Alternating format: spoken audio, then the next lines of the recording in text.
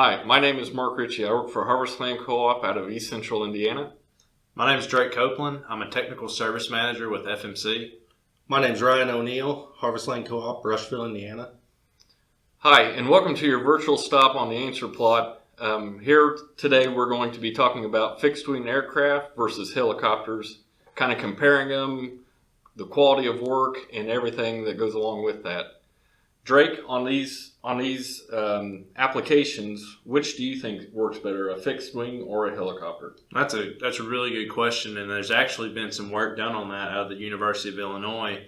And what they did was taking an experienced driver in both categories, so an experienced helicopter driver and an experienced airplane driver, and basically they put out the same amount of product on the acres, and basically what they saw was there's no difference. As long as the right guy is driving that machine, it sounds like we're in good shape based on that research. Drake, one of the main questions I get from our customers is the amount of volume put on by an airplane or a helicopter. Is it enough for the job to be done right?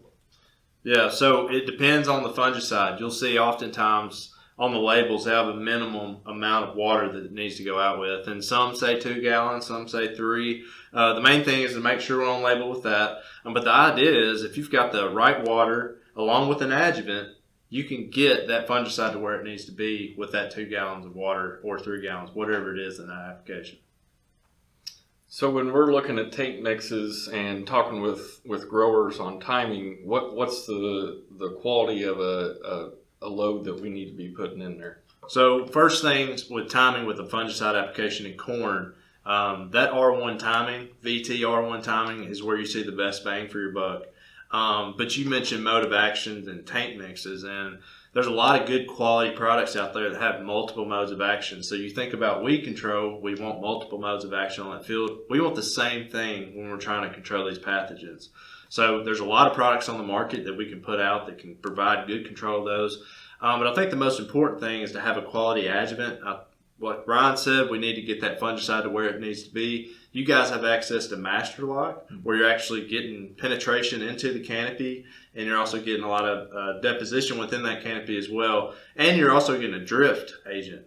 But I think the most important thing is when we talk about timing in a fungicide application is, a lot of times we hear don't use an NIS type product because of arrested ear development. Well, with Master Lock, based on your research, we don't have that issue. So that's an option we can use, and it kind of alleviates that issue.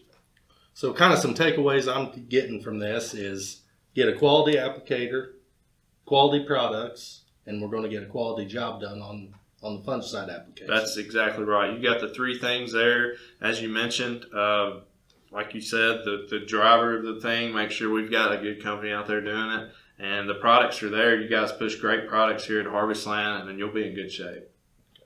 With the increased demand on fungicide applications, Harvest Land Co-op is going to use both fixed wing and helicopters to get the job done.